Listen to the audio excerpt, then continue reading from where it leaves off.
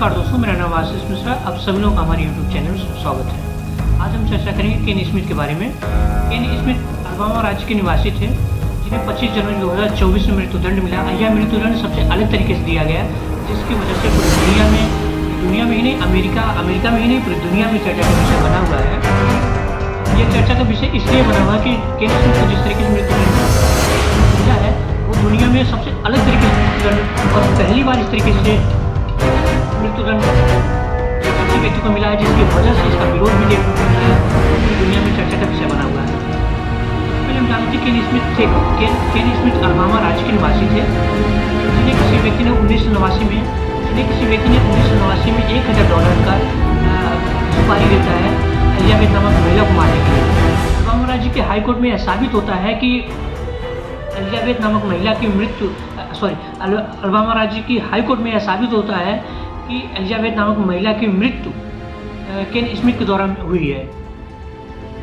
और केन स्मिथ ने उस महिला के ऊपर कई बार अटैक किया, चाकुओं से कई बार उसको मारा और मारने के साथ साथ उसको पीटा, बहुत ज़्यादा पीटा। और पीटने के दौरान और चाकुओं से मारने के दौरान उसकी मृत्यु हो जाती है, जिसकी वजह से केन स्मिथ को मृत्युदंड मिला।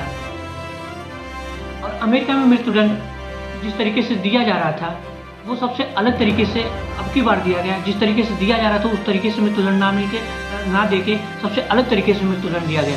अमेरिका में फांसी, इलेक्ट्रिक शॉक और जो है जहरीले इंजेक्शन के थ्रू मृत्युदंड दिया जाता था।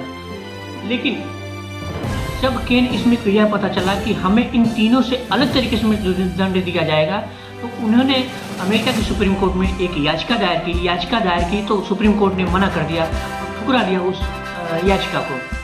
और पुनः नवंबर 2022 में उनको जहरीली इंजेक्शन के थ्रू मृत्युदंड दिया जा रहा था, लेकिन उनकी नस ना मिलने की वजह से 15 मिनट तक संघर्ष किया गया उनके साथ। उसके बाद जब नस नहीं मिली तो उस टाइम मृत्युदंड को टाल दिया गया। पुनः 25 जनवरी 2024 को मृत्युदंड दिया गया नाइट्रोजन गैस के थ्रू। अब नाइट्रोजन गैस के थ्रू इसलिए विरोध लोगों का होना स्टार्ट हो गया, क्योंकि पहली बार किसी व्यक्ति को इस तरीके से मृत्युदंड दिया जा रहा है। किसी व्यक्ति को जब नाइट्रोजन गैस के थ्रू किसी व्यक्ति को मारा जाएगा, तो उसे एक बंद कमरे में रखा जाएगा। बंद कमरे में रखने के बाद उसके मास्क को, जो जिस तरीके से हम किसी व्यक्ति को ऑक्सीजन की सप्लाई देते हैं, उसी तरीके से उस व्यक्ति को मास्क लगाया जाएगा। उस मास्क में पाइप के थ्रू नाइट्रोजन सप्लाई की जाएगी, नाइट्रोजन। और वह मास्क इतना टाइट होगा कि कहीं भी किसी भी प्रकार की लीकेज ना हो, ताकि किसी व्यक्ति के अंदर ऑक्सीजन ना चली जाए। और जब नाइट्रोजन और ऑक्सीजन का मिश्रण होगा, तो उस व्यक्ति की मृत्यु की जगह पे कभी ऐसा ना हो कि वह कोमा में चला जाए। तो इसलिए उस मास्क को काफी ज्यादा टाइट करके रखा गया। और जिस टाइम उनको मृत्युदंड दिया जा रहा था, उस टाइम जेफ हुड नाम के एक पादरी थे। उन्होंने बताया कि जिस टाइम उनके बॉडी में नाइट्रोजन गैस की सप्लाई प्रोवाइड की गई, तो उस टाइम वो छटपटाने लगे। छटपटाने के बाद कुछ टाइम बाद बेहोश हो गए। बेहोश होने के बाद उनकी मृत्यु हो गई।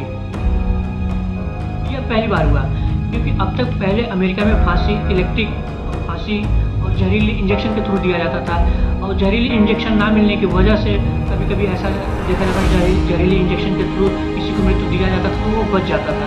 जैसे अमेरिका में देखने को मिले कि जहरीली इंजेक्शन दिया गया, लेकिन उनकी जान बच गई, जिसकी वजह से चौथा ऑप्शन ये ढूंढ रहे थे कि किसी व्यक्ति को इंजेक्शन देने के बाद भी व्यक्ति की मृत्यु ना हो, कोई ऐसा चौथा ऑप्शन ढूंढा जाए कि जिसकी वजह से जो है उसकी मृत्यु इमीडिएटली हो जाए।